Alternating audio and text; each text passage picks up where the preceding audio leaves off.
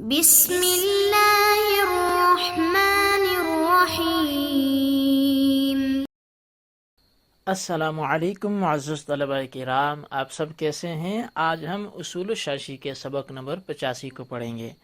آج کے سبق کا عنوان ہے مقتضی النص کا بیان۔ آج کی ہماری عبارت وَأَمَّا الْمُقْتَضَى سے شروع ہوتی ہے۔ آئیے سب سے پہلے عبارت پڑھتے ہیں، اس کا ترجمہ کرنے کے بعد پھر اس کی باقاعدہ وضاحت کی طرف بڑھتے ہیں۔ مصنف علیہ رحمہ عبارت لکھتے ہوئے فرماتے ہیں وَأَمَّا الْمُقْتَضَى فَهُوَ زِيَادَةٌ عَلَى النَّصِّ، اور بہرحال مقتضی النص جو ہے وہ نص پر زیادتی کرنا ہے، ایسی نص پر زیادتی کہ لا يتحقق معنی النص الا به، کہ نص کا معنی ثابت نہ ہوتا ہو مگر اسی کے ساتھ۔ کأن النص اقتضاہ، گویا کہ نص نے ہی اس کا تقاضا کیا ہے، لیصح فی نفسہ معناہ، تاکہ فی نفسہ اس کا معنی صحیح ہو جائے۔ جی طلبہ کرام، یہ ہماری آج کی عبارت تھی اور اس کا ترجمہ تھا۔ اب آئیے آج کے سبق کی تفصیل کی طرف بڑھتے ہیں۔ سب سے پہلے مصنف علیہ رحمہ جو چوتھی قسم ہے اس کی وضاحت کرتے ہوئے آپ اقتضاء النص کی بحث کا آغاز کر رہے ہیں۔ چونکہ چوتھی تقسیم کی ہم نے 4 قسمیں پڑھی تھی، عبارت النص، دلالت النص، اشارت النص اور اقتضاء النص۔ تو اب یہ آخری قسم کا بیان ہے، اور اقتضاء النص کی تعریف کرتے ہوئے لکھتے ہیں کہ اما المقتضی فهو زیادۃ علی النص لا يتحقق معنی النص الا به، کہ اقتضاء النص نص پر وہ زیادتی ہے کہ جس کے بغیر نص کا معنی ثابت ہی نہ ہو۔ اب اس تعریف کی اگر ہم تشریح کی طرف بڑھیں، اس کی وضاحت کی طرف بڑھیں، تو اقتضاء النص کی عام فہم تعریف یہ ہوگی کہ عبارت کا اپنے الفاظ کے معانی سے زائد کسی ایسے معنی پر دلالت کرنا کہ جس پر شرعاً یا عقلاً کلام کا سچا ہونا یا درست ہونا موقوف ہو، اور جہاں اقتضاء النص ہوگی وہاں 4 چیزیں ہوں گی۔ نمبر 1، وہ عبارت جو زیادتی کو چاہتی ہوگی اسے مقتدی کہا جائے گا، یعنی اس میں فاعل کے صیغے کے طور پر۔ اور نمبر 2، جو زیادتی چاہی گئی ہوگی اسے مقتضی کہا جائے گا، یعنی اس میں مفعول کے طور پر، کہ ایک زیادتی کا تقاضا کرنے والی چیز ہوگی جسے مقتضی کہیں گے، اور ایک زیادتی وہ ہوگی جس کا تقاضا کیا گیا ہوگا اسے مقتضی کہیں گے۔ اور نمبر 3، مقتضی اور مقتضی کے درمیان جو نسبت ہوگی جس کو اقتضاء کہا جائے گا، یہ 3 چیزیں ہوگی۔ اور چوتھی چیز وہ حکم ہے جو مقتضی سے ثابت ہو۔ تو لہٰذا یہ 4 چیزیں جو ہیں، یہ جہاں اقتضاء النص ہوگی وہاں یہ 4 چیزیں بھی ہوں گی۔ اب جیسا کہ اقتضاء النص کی تشریح میں یہ بیان کیا گیا کہ کلام کے سچا ہونے یا درست ہونے کے لیے زیادتی کا نام اقتضاء النص ہے، اس سے معلوم ہوا کہ اولاً اس کی 2 صورتیں ہیں۔ جس زیادتی کا مقصد کلام کے صدق کے لیے ہو، اور نمبر 2 جو ہوگی جس زیادتی کا مقصد کلام کے درست ہونے کے لیے ہو۔ پھر دوسری صورت کی مزید 2 صورتیں بنیں گی۔ نمبر 1، جس زیادتی کا اعتبار شرعی لحاظ سے ہو، اور نمبر 2 وہ کہ جس زیادتی کا لحاظ عقلی لحاظ سے ہو۔ لہٰذا مجموعی لحاظ سے کل یہ 3 صورتیں بنتی ہیں۔ نمبر 1 شرعاً صدق کی صورت، نمبر 2 شرعاً صحت کی صورت، اور نمبر 3 عقلاً صحت کی صورت۔ اب آئیے ہم ان تینوں کی وضاحت کو سمجھتے ہیں۔ شرعاً صدق کی صورت، اس کا مطلب یہ ہے کہ جب تک اس معنی کا لحاظ نہ کیا جائے تو شریعت کی روشنی میں صدق کا ثبوت نہ ہو سکے گا۔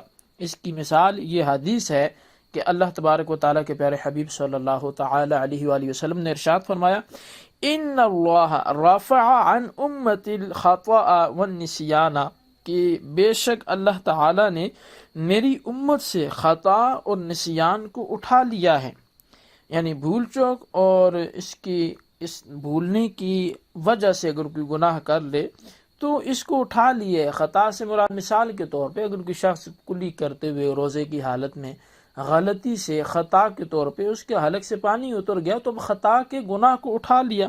اسی طرح بھول کے کسی نے روزہ کھا لیا تو اب وہ بھول کا گناہ بھی اٹھا لیا گیا. اب بظاہر اس حدیث کے دو مفہوم بنتے ہیں. ایک تو جو صحیح تھا وہ تو بیان کر دیا، اس کے علاوہ اگر دیکھا جائے تو بظاہر اس حدیث کے دو مفہوم بنتے ہیں. پہلا یہ ہے کہ امت محمدیہ سے خطا اور نسیان کا صدور ہی نہیں ہو سکے گا، کہ ان سے خطا بھی اٹھ گئی، نسیان بھی اٹھ گیا.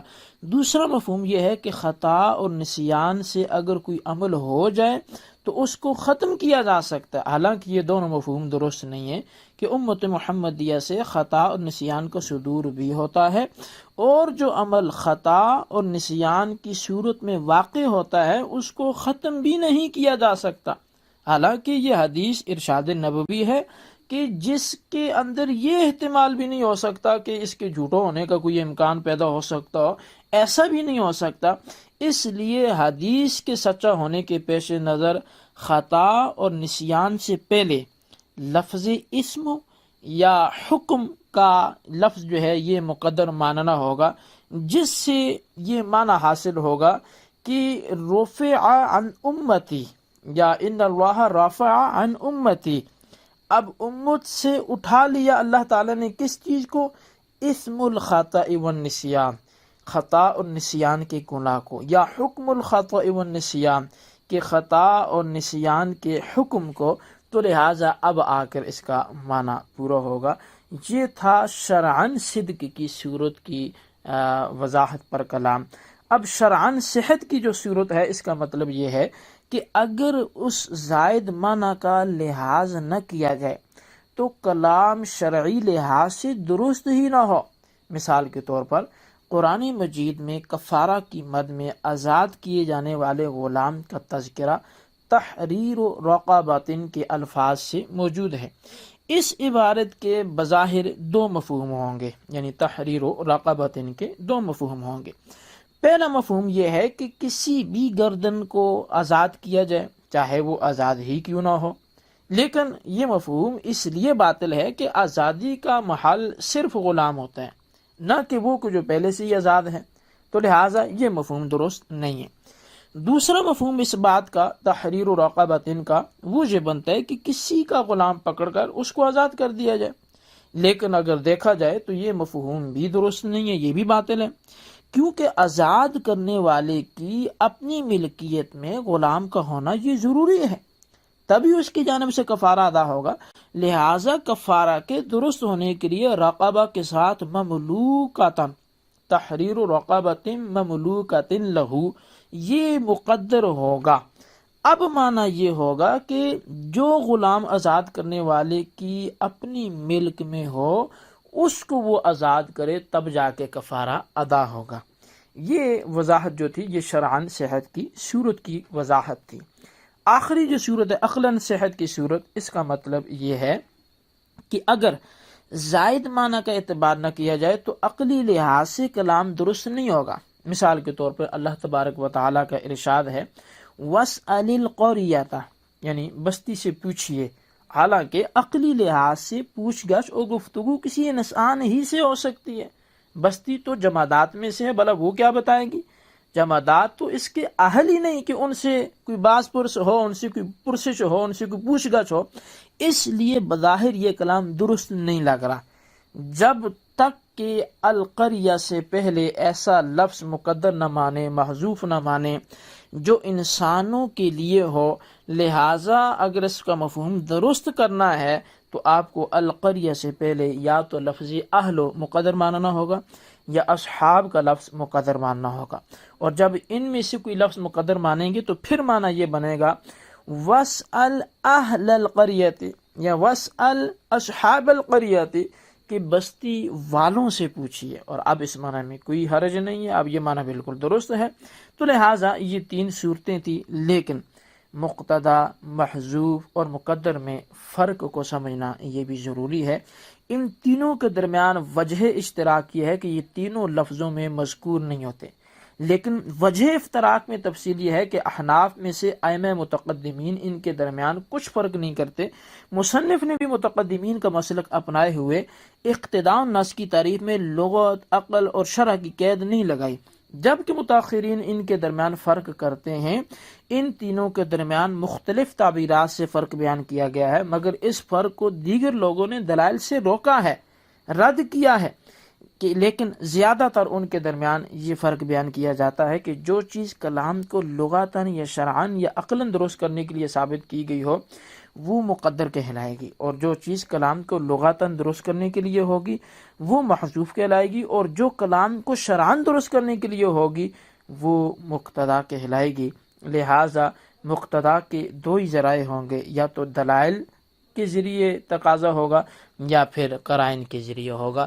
بہرحال یہ ہمارا آج کا سبق تھا۔ آج کے سبق میں ہم نے دراصل اقتداء النص کے حوالے سے کچھ بنیادی باتیں تمہیداً سنی ہیں۔ آئندہ سبق میں انشاءاللہ عز و جل ہم ان کی مثالیں بھی جو ہیں وہ پڑھیں گے۔ آج کے سبق کو خلاصہ طور اپنے پاس نوٹ کریں، بالخصوص ان سوالات کے جوابات ہیں۔ سوال نمبر 1 یہ ہے کہ اقتداء النص کی تعریف لکھیں، اور سوال نمبر 2 یہ ہے کہ مقتدا، محذوف اور مقدر میں فرق بیان کریں۔ اللہ تبارک و تعالیٰ سے دعا ہے جو کچھ ہم نے سنا پڑھا اسے یاد رکھنے کی توفیق نصیب فرمائے، آمین بجاہ النبی الامین صلی اللہ علیہ وسلم۔